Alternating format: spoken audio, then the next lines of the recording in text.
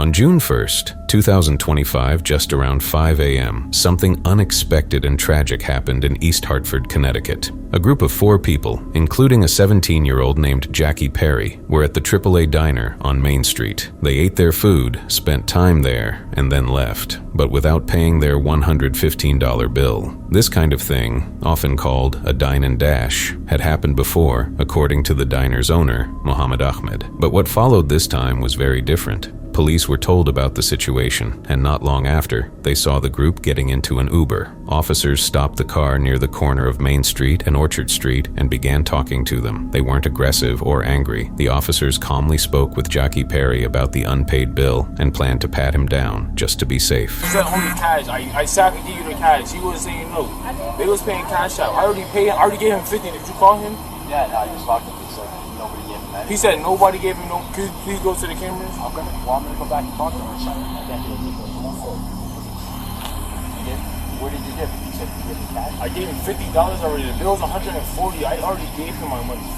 And I blessed him. And I told him I could give him the cash. Okay, the bill is $140, not $50, so you have to give him back more dollars. I told him I can give him the money.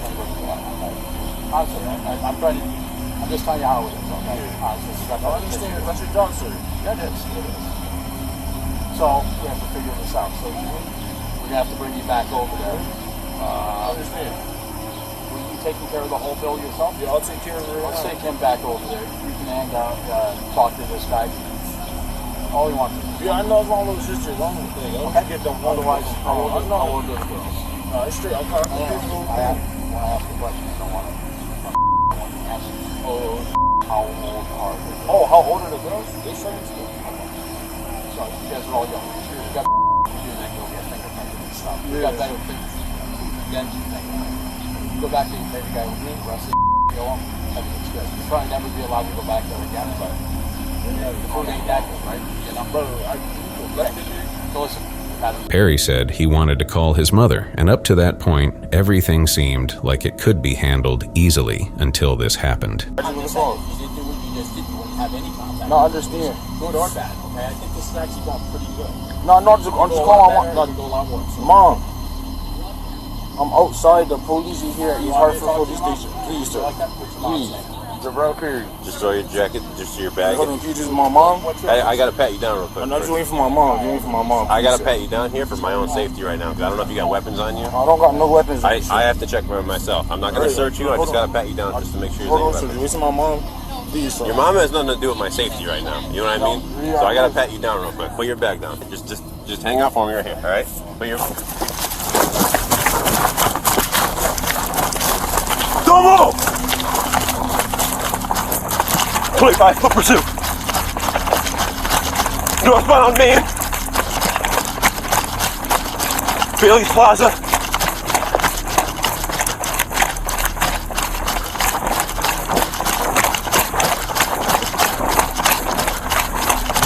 Left on Orchard.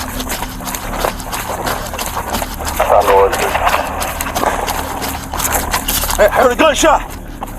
Shots fired, shots fired. But then, without warning, Perry suddenly got out and ran away. Police chased after him on foot, but after a short time, they lost sight of him. Moments later, they heard a single gunshot. They rushed toward the sound and found Perry lying behind a building at 1137 Main Street. He had been shot in the leg, and a gun was found next to him. That gun had been stolen, and it was later traced back to South Windsor. Since Perry was only 17, he wasn't allowed to legally have a gun at all in Connecticut, where the minimum age to carry a firearm is 21. This made things even more serious. How did a teenager end up with a stolen weapon? Was he under the influence? And did he mean to shoot himself? Or was it an accident? Emergency crews arrived and tried to save him. He was taken to St. Francis Hospital, where doctors performed surgery. But sadly, Perry didn't survive. The bullet had hit important blood vessels in his leg, the femoral artery and vein, which are hard to treat, even with quick help. The medical examiner later confirmed that the gunshot was the cause of death. They also began working to find out if it was an accident or something he meant to do. It left everyone shaken, not just because a young life was lost, but because it happened over something that could have been avoided. Even the diner owner said it clearly. It shouldn't have happened. A $100 meal is not worth someone's life. These kinds of situations usually end peacefully. People pay or get a warning. But this time, things took a turn no one expected, and in the end, a teenager lost his life. Not in a fight, not in a robbery, but because of a stolen gun, a poor decision, and a few seconds that changed everything.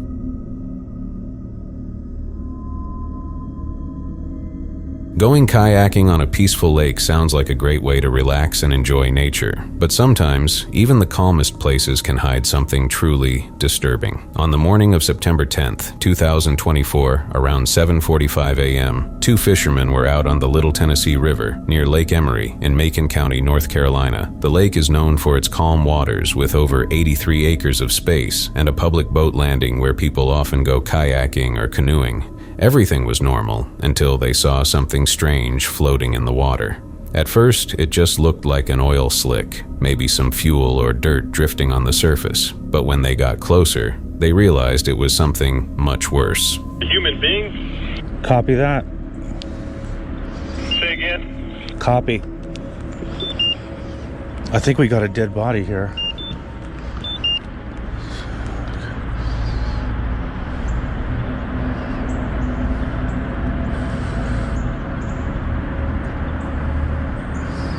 Yep, we do. Body. Oh my God, a dead body. I found a dead body. Body. Oh my God, a dead body.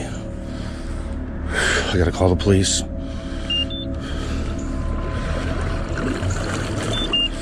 It's right there.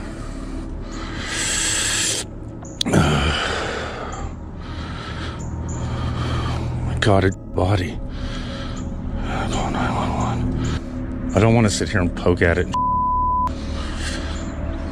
911.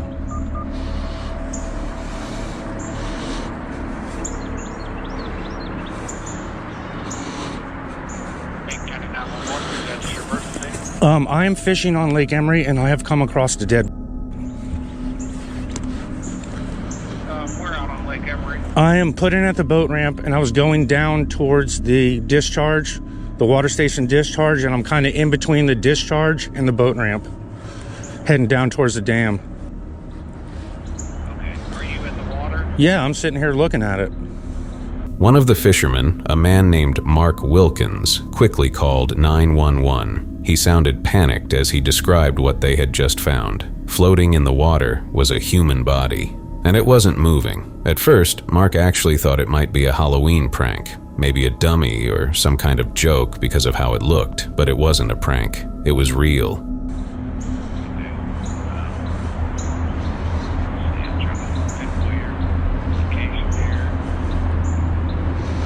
I mean, it looks like a dead body. I mean, there's a hand sticking up, there's a rotted face. I don't know if it's some kind of stupid Halloween spooky thing, but I'm not touching it. So.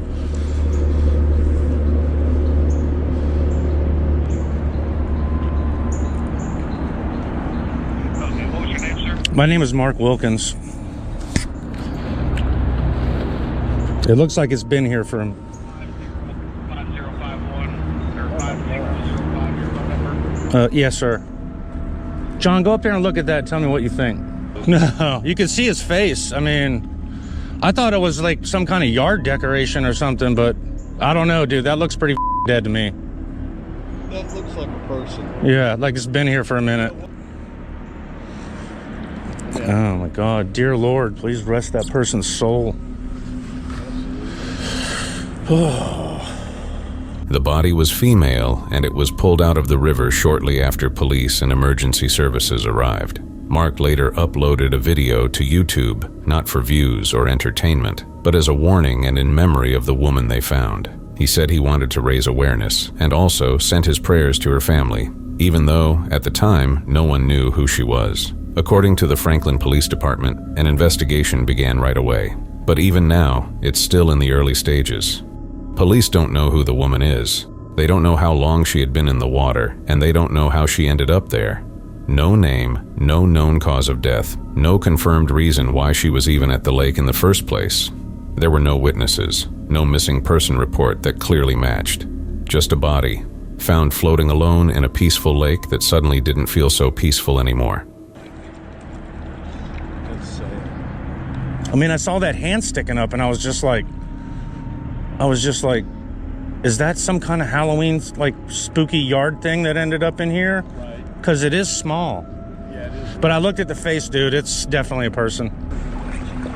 Hey, and there's shoes at the boat ramp, dude. There's just a pair of, like, little Crocs, not like a girl-sized Crocs just sitting there at the boat ramp. Weird. What's there's a report of a girl missing? Yeah, it was like a young, it's hard to tell by that face. It was like a young girl, but there's no way that would decay in that fast. I mean, I don't know how long they said she was missing in that little thing, but. Yeah, this looks like it's been there a minute. Yeah. Guys, thank you. I'll call you if I need it. Okay. All right.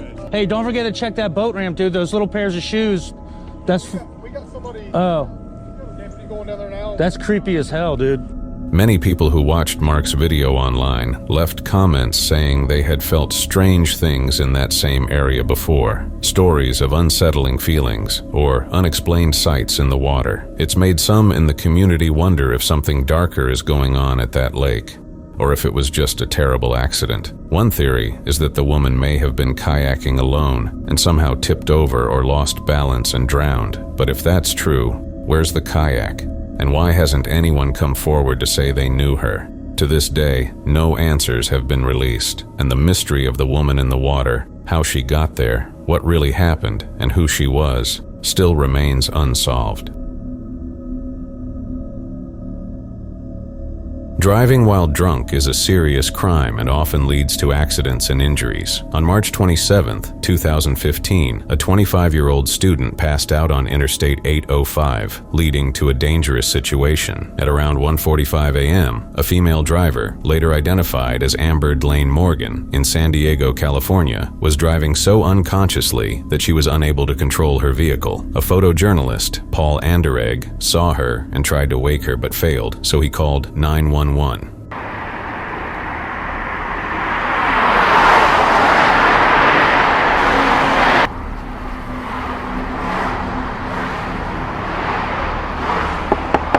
Hey!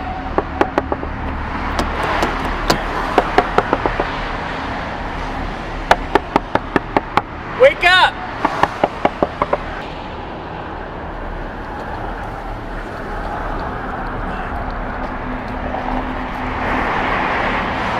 Officers arrived at the scene and found the driver unconscious and the car in the middle of the road where this happened.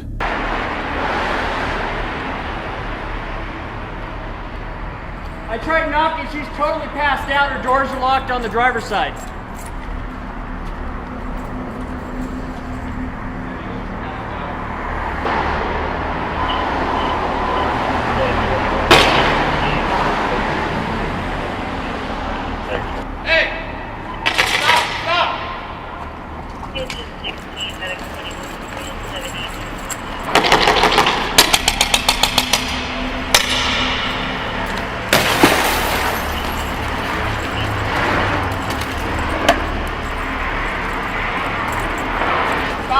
Stop your car! You're gonna crash!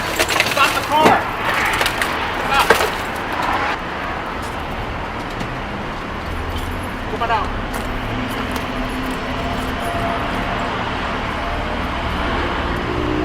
Come on the car. Fire's got the right lane blocked. Come on.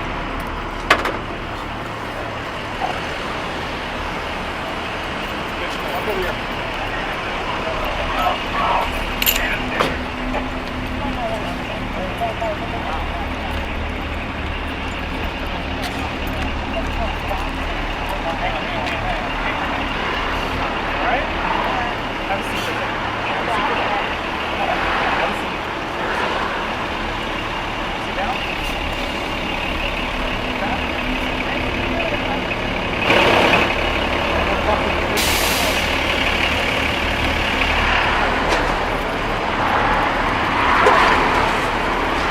When officers arrived, they found Morgan unresponsive, with the car's doors locked and windows rolled up.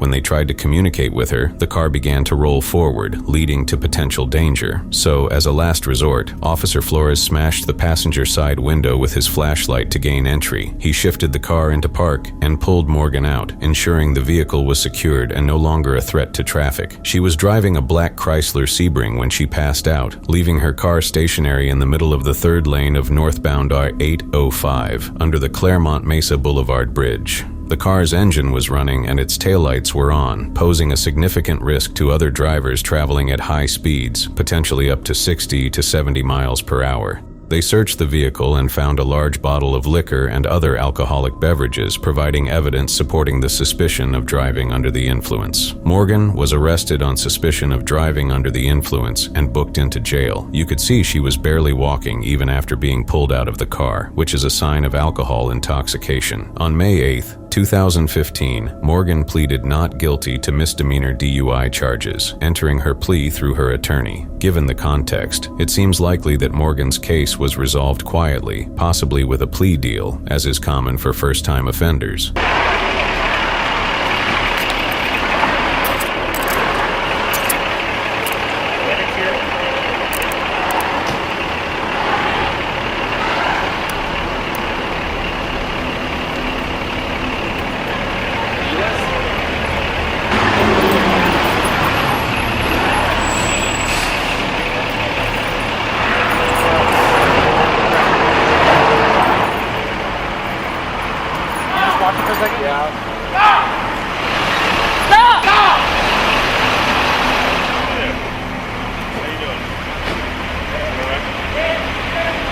Talking about some medical information, case stuff.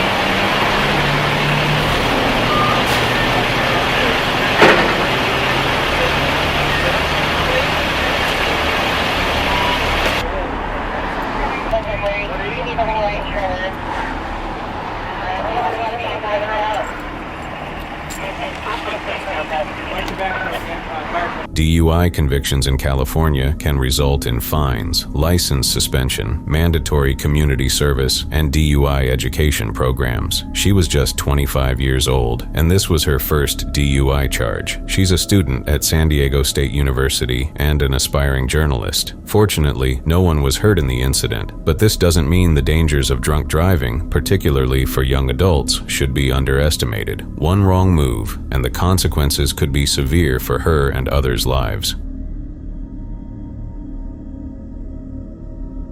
Carjacking often occurs in a quiet place or remote area where the victim is targeted mostly by a group of people. On the morning of May 9th, 2025, a driver was heading to Pacific Raceway in Kent, Washington for an event, trailering his car, which suggests he was transporting a car, possibly a race car, given the location's purpose, just before 10 a.m., a time when traffic and activity around the raceway might be higher due to event preparations. The driver noticed another vehicle following him, a common tactic in carjacking scenarios to isolate the target. When he slowed down to allow the trailing vehicle to pass, it instead blocked his path.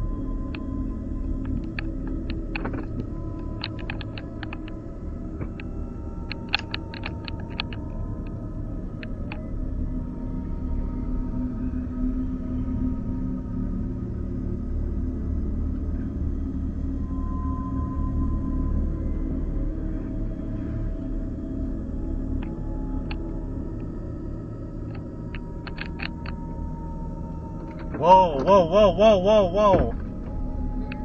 Whoa. Whoa.